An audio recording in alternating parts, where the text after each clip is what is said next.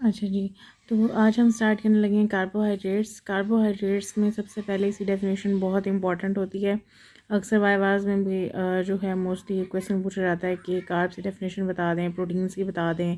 तो ये इस तरह बहुत इंपॉर्टेंट होती है और इसका एक स्ट्रॉन्ग डेफिनेशन होना पेपर पॉइंट ऑफ व्यू से बहुत इंपॉर्टेंट होता है। तो कार्बोहाइड्रेट्स की ये डेफिनेशन बिल्कुल एक्यूरेट है, बिल्कुल एग्जैक्ट है। इसको लिखने से आपको फुल मार्क्स मिलेंगे। तो क्योंकि बिल्कुल सोच समझ के बनाई गई है तो इसको आपने याद कर लेना है। इसमें है कि carbohydrates are defined chemically as aldehyde और ketone derivatives of higher polyhydric alcohols. ठीक है, इससे सबसे पहले समझना ज़रूरी है। पॉलीहाइड्रिक इसे इसलिए कह रहे हैं कि उसमें जो है ओ एच एक नहीं होगा, ज़ाहिर है उसमें बहुत सारे ओ एच होंगे तो ही वो पॉलीहाइड्रिक कहलाएगा। ठीक है ना। अल्कोहल क्यों है ये भी हम देख लेते हैं, उसके अलावा एल्डिहाइड और कीटोन डेरिवेटिव किस तरह से वो भी हम देख लेते हैं। अब हम इस पिक्चर पे आते हैं, इससे समझ आ जाएगी। यहाँ पे जो ये वाला ग्रुप है ना, दैट इज़ एल्डिहाइड ग्रुप। ये वाला जो सारा है, जो हमारे पास एल्डिहाइड ग्रुप होता है ना, वो इस तरह का होता है, सी डबल बॉन्ड ओ और उसके साथ जो है ना एच होना मस्ट होता है। That is the aldehyde group. तो ये वाला जो है ना, ये सारा एल्डिहाइड ग्रुप है। ठीक है, और ये वाला जो है जिसमें सी डबल बॉन्ड ओ के साथ कोई भी सी के साथ कोई ग्रुप लगा होगा, लाइक हमारे पास CH3 या कोई भी और ग्रुप होना ज़रूरी है, बस सी डबल बॉन्ड ओ होना ज़रूरी होता है।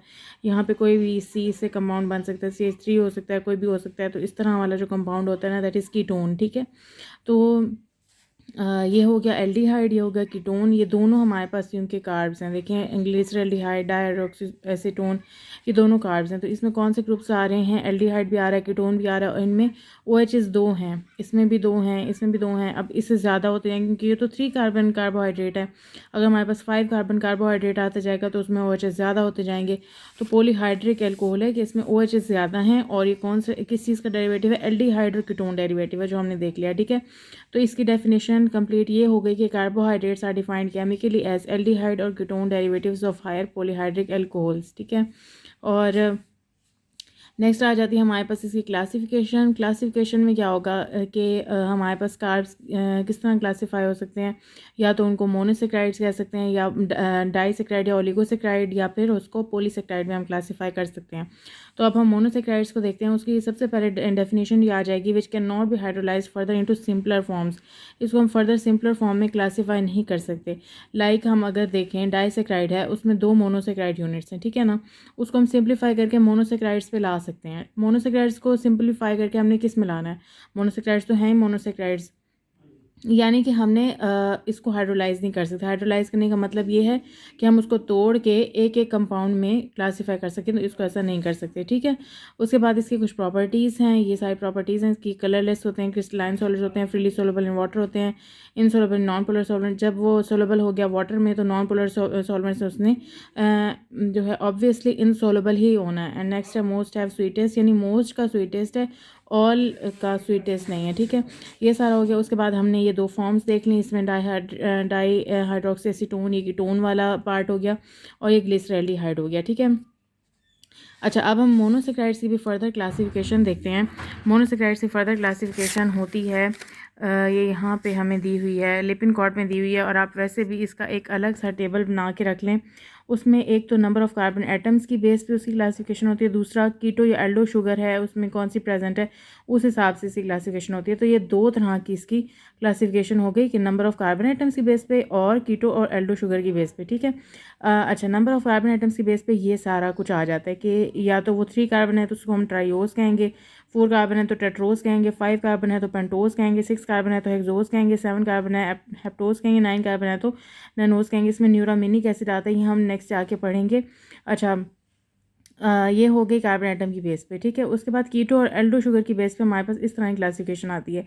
अगर 3 कार्बन है और एल्डो है तो उसको ग्लिसरल्डिहाइड कहेंगे, कीटो है तो डाइहाइड्रोक्सी एसीटोन कहेंगे। ये अपने टेबल बना लेना है, इसमें कंप्लीट नहीं बना हुआ, बना के रख लेना है। ठीक है, और अगर 4 कार्बन है, टेट्रोस है, तो उसे एरिथ्रोस कहेंगे, एरिथ्रोलोस कहेंगे। 5 कार्बन है, पेंटोस है, तो एल्डिहाइड है तो राइबोस, और अगर कीटोन है तो राइबोलोस कहेंगे। 6 कार्बन है तो एल्डिहाइड उसका ग्लूकोज होगा, और कीटो शुगर जो है वो फ्रुक्टोज होगी। अच्छा, इसमें जो मेजर बात देखने वाली है वो ये है कि जो हमारे पास एल्डोज शुगर्स हैं, क्योंकि एल्डोज के एंड में भी OSE आ रहा है। ठीक है ना, OSE आ रहा है एल्डोज। ठीक है ना, एल्डोज, ठीक है। तो यहाँ पे भी जितनी हमने शुगर्स देखी हैं एल्डो शुगर, उसमें भी OSE आ रहा है, ठीक है ना। सूडोहेप्टोज जितनी भी हैं, ठीक है, ये एक एक्सेप्शन है ये वाली, ठीक है। कुछ कुछ एक्सेप्शंस तो होती हैं, जाहिर बात है, लेकिन मोस्टली में OSE आता है एंड पे एल्डोज में। और कीटो शुगर में ULOSE आता है, जैसे एरिथ्रोज एल्डो थी, एरिथ्रोलोज जो है वो कीटो है। राइबोज जो थी वो एल्डो थी, राइबोलोज जो है वो कीटो है, ठीक है। ULOSE लाजमी आता है, ये इसमें फ्रुक्टोज एक्सेप्शन हो गई। जिस तरह इसमें न्यूरामिनिक एसिड एक्सेप्शन थी, इसमें ये फ्रुक्टोज एक्सेप्शन हो गई। तो इस तरह हम इसको थोड़ा सा कर सकते हैं। तो ये इसकी दो तरह की क्लासिफिकेशन होगी, एक नंबर ऑफ कार्बन आइटम्स की बेस पर और दूसरा कीटो एल्डो शुगर प्रेजेंट होने की बेस पर, ठीक है। इसकी दो तरह से क्लासिफिकेशन हो गई मोनोसेक्राइड्स की। अच्छा, नेक्स्ट हम देखते हैं, नेक्स्ट उन्होंने क्या कहा हुआ है कि हम एल्डिहाइड किस तरह कहेंगे उसको, कि शुगर जो है वो एल्डिहाइड है, कीटोन है। ये देखें, इसका जो है उन्होंने कहा है carbonyl group is at the end of carbon chain. End of carbon, ये है हमारी सारी कार्बन चेन, ठीक है ना, कार्बन सारे लगे हुए हैं। तो अगर जो हमारे पास कार्बोनाइल ग्रुप है, कार्बोनाइल ग्रुप कौन सा होता है, ये वाला होता है कार्बोनाइल ग्रुप, C+O, ठीक है ना। इसके यहाँ ग्रुप्स कोई भी लग सकते हैं, उसकी बेस पे वो एल्डो या कीटो हो सकती है। तो ये वाला जो कार्बोनाइल ग्रुप है, अगर एंड ऑफ द चेन पे होगा, कार्बन चेन ये साइड जा रही है, उसके एंड पे होगा तो वो दैट इज़ एल्डो। और अगर इसके अलावा किसी और कार्बन पे होगा दैट इज़ कीटो। और मोस्टली ये कार्बन नंबर 2 पे ही होती है, जिसे हम फ्रुक्टोज या कीटो शुगर जिसे भी कहते हैं। तो अगर ये एंड ऑफ द चेन पे है तो एल्डो, और अगर किसी और कार्बन पे है इनसाइड द कार्बन चेन तो वो कीटो हो गई, जैसे कार्बन 2 पे है।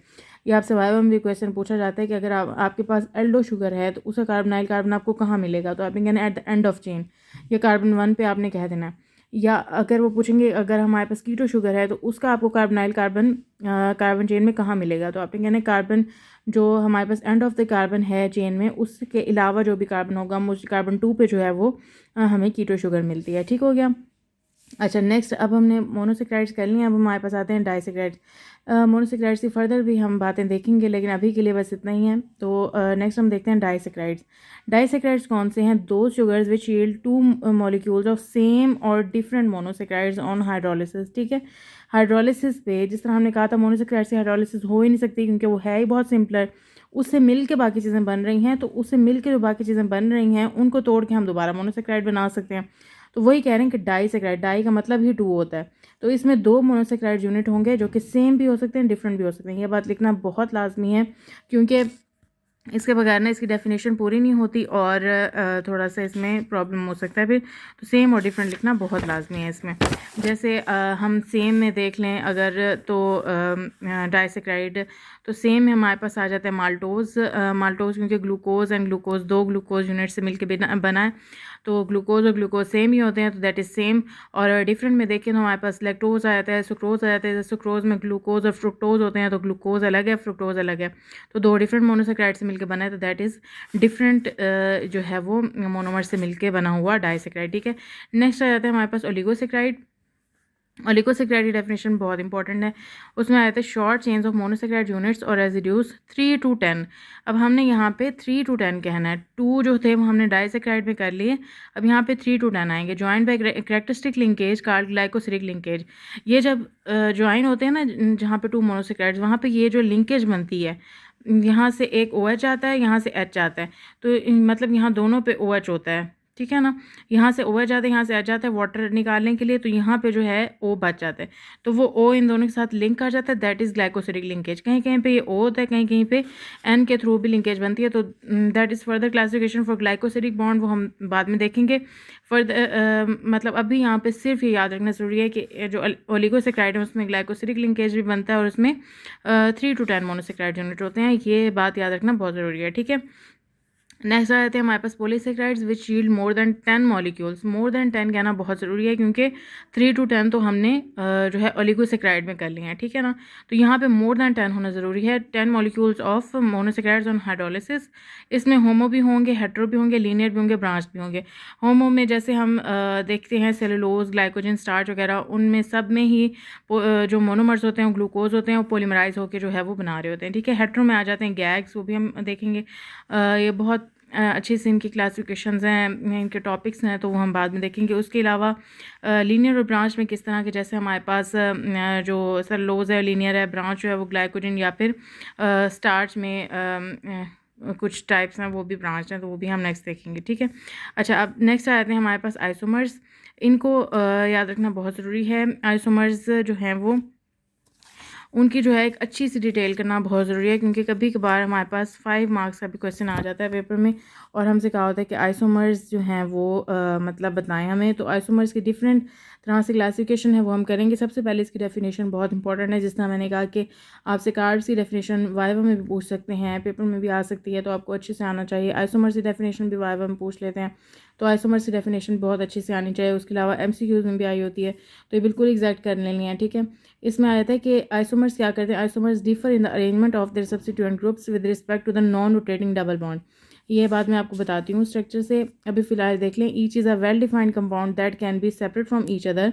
जो आइसोमर्स से मतलब ये है दो कंपाउंड जो किसी न किसी तरह सेम होंगे या किसी न किसी तरह डिफरेंट है। फर्स्ट क्या, ये ए कंपाउंड है, सॉरी ये ए है और ये भी है, ठीक है ना। तो अब ए बी जो हैं ये अलग अलग कंपाउंड हैं, ठीक है। इनकी इसकी अपनी प्रॉपर्टी होगी, इसकी अपनी प्रॉपर्टी होगी, लेकिन कहीं कहीं ये एक दूसरे से मिलते होंगे या एक दूसरे से डिफर कर रहे होंगे। That is isomer. तो ठीक है, इसी वजह से वो कह रहे हैं each is a well defined compound. उसकी अपनी एक एग्जिस्टेंस है, that is a well defined compound. वो खुद डिफाइन हो सकता है। That can be separated from each other. वो सेपरेट ही है दूसरे से, ठीक है ना। We can not call it कि ए जो बी है वो ए है या बी ए है वो बी है, ठीक है। हम इसको ऐसे नहीं कह सकते। ए को ए ही कहेंगे, बी को बी ही कहेंगे, लेकिन हो सकता है कि इनकी प्रॉपर्टीज सेम हो या डिफरेंट हो कहीं कहीं, तो उस हिसाब से उनको आइसोमर्स कह दिया गया है, ठीक है। उसके अलावा इसकी डेफिनेशन में एक और बात रह गई थी, arrangement of substituent groups. Isomers की डेफिनेशन यही होती है कि उसके जो सब्स्टिट्यूएंट ग्रुप्स हैं, उसके साथ जो ग्रुप्स लगे हुए हैं, ठीक है ना, वो क्या करें, उनकी अरेंजमेंट कहीं ना कहीं डिफर कर रही हो, वैसे सेम हो, तो फिर वो आइसोमर्स कहलाते हैं। जिस तरह हम यहाँ पे देख लेते हैं किस तरह डिफर कर रहे हैं। हम इसमें देखेंगे कि जो डी ग्लूकोज है, डी मैनोज है, डी गलेक्टोज है, ये तीनों आपस में आइसोमर्स है। किस तरह, अब देखें इसमें कार्बोनाइल कार्बन और ये वाला एल्डिहाइड ग्रुप भी सब में सेम आ रहा है, ठीक है। उसके अलावा ये वाले ग्रुप्स देख लें, इसमें भी सेम है, इसमें भी सेम है। इसमें देखते हैं, अब देखें कुछ चीज़ें सेम हैं, कुछ चीज़ें डिफरेंट हैं। डिफरेंट किस तरह है, इसके इसके इस वाले कार्बन पे राइट साइड पे OH आ रहा है, या हम जिससे लेफ्ट साइड या राइट साइड जो भी आप कहना चाहते हैं कह लें, इसकी इस तरफ OH आ रहा है। लेकिन जो हमारे पास डी मैनोज है, उसके जो ये वाला कार्बन है, इसके इस तरफ OH आ रहा है, यहाँ H आ रहा है, ठीक है। तो ये यहाँ डिफर कर गया। लेकिन ये वाला ग्रुप सेम था, ये ग्रुप सेम है, ये चीज़ सेम है, ये चीज़ सेम है, और ये चीज़ भी सेम है, लेकिन यहाँ ये डिफ़र कर गया। तो जो सिमिलर हों लेकिन कहीं कहीं डिफ़र कर रहे हों, वही आ गया कि differ in their arrangement of their substituent groups in space, ठीक है। That is isomer. उसी तरह अब हम इसको भी देख लें, डी मैनोज डी गलेक्टोज हैं। अब ये जो है, इसका ये ग्रुप भी सेम है, ये ग्रुप भी सेम है, इसका भी ये ग्रुप सेम है, ठीक है। ये जो है इससे मैच कर गया, इससे मैच कर गया, इससे डिफ़र हो गया, ठीक है। और ये वाला भी सेम है तीनों में, ठीक है। ये इससे अब जो है, ये इससे जो है डिफ़र कर गया, और इससे भी डिफ़र कर गया। तो कहीं कहीं डिफ़र कर रहा है, कहीं कहीं मैच कर रहा है। तो differ in their arrangement of substituent groups है, दैट इज़ कॉल्ड आइसोमर, ठीक है ना। अच्छा, अब इसमें जो आइसोमर की डेफिनेशन तो हमने कर ली। अब हमने बताना है कि डिफरेंट तरह के आइसोमर किस तरह के हो सकते हैं। ये अगर 5 मार्क्स से क्वेश्चन आ जाए तो उसमें ये सारे लिखना बहुत इंपॉर्टेंट है। फर्स्ट ऑफ ऑल हम देख लेते हैं स्टीरियो आइसोमर्स, ठीक है। स्टीरियो आइसोमर्स की डेफिनेशन में ये लिखना बहुत ज़रूरी है कि that is with similar chemical properties लेकिन डिफरेंट फिजिकल प्रॉपर्टीज़ हैं।